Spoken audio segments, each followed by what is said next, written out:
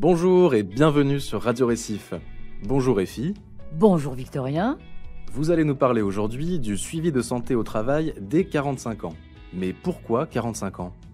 Eh bien parce que c'est l'âge identifié par le législateur pour initier des visites obligatoires telles que la visite médicale de mi-carrière et celle de fin de carrière. Et puis, il n'y a pas d'âge pour prendre soin de soi. Et concrètement, qu'est-ce qu'on y fait dans ces visites ? On établit un état des lieux et on évalue l'adéquation entre le poste de travail et l'état de santé du travailleur à date, en tenant compte des expositions à des facteurs de risque professionnel auxquels il a été soumis et en tenant compte aussi de son âge et de son état de santé.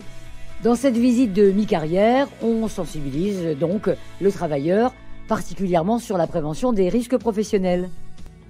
Vous évoquiez également une visite de fin de carrière. À qui s'adresse-t-elle ? Elle s'adresse davantage aux salariés qui sont exposés à des risques particuliers pour leur santé ou leur sécurité. Ces mêmes salariés qui bénéficient d'ailleurs tout au long de leur carrière d'un suivi santé-travail renforcé. Et entre la visite de mi-carrière et de fin de carrière, qu'est-ce qui se passe ? Il se passe des visites périodiques obligatoires, mais également des visites occasionnelles qui peuvent être demandées par le salarié, le médecin de travail ou encore l'employeur.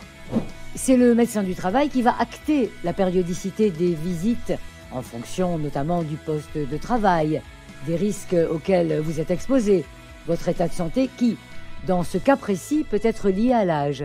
Le plus souvent, avec un délai maximum de 2 à 5 ans, en fonction du type de suivi. Finalement, il s'agit de préserver notre santé dans notre milieu de travail. Très bien. Et après, à la retraite ? Si vous avez été exposé à certains risques professionnels ou agents cancérigènes durant votre carrière, vous pourrez bénéficier d'un suivi post-professionnel. Ça vous permettra, même à la retraite, de continuer à bénéficier des examens complémentaires et d'un suivi adapté. N'hésitez pas à en parler à votre médecin du travail ou votre médecin traitant. Et dans mon entreprise, qui peut m'accompagner sur tous ces sujets ? C'est l'assistant de service social ou l'infirmier de santé au travail qui pourront vous conseiller et faire le lien, justement, avec les acteurs de votre entreprise. Merci pour toutes ces informations, Effie.